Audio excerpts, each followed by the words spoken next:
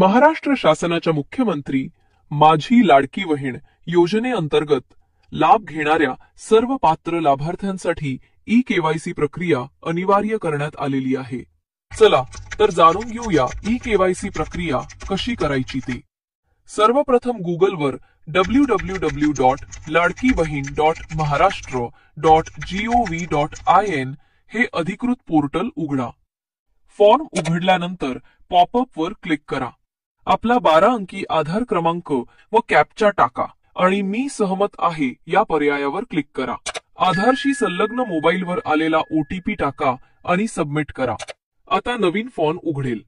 ज्या लाभार्थ्यांनी अर्ज करताना वडील किंवा पतीचा आधार क्रमांक वापरला आहे त्यांनी तो 12 अंकी आधार क्रमांक व कॅप्चा कोड भरावा व मी सहमत आहे क्लिक करावे।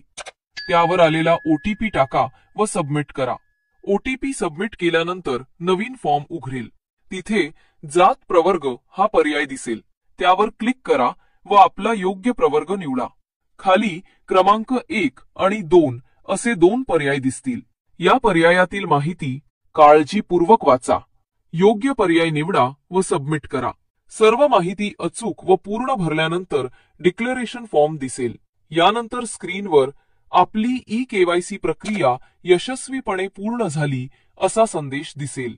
अंतिम सूचना, प्रत्येक लाभार्थ्याला फक्त एकदाच ई-केवायसी प्रक्रिया करण्याची संधी आहे, त्यामुळे सर्व माहिती बारकाईने व अचूक भरा।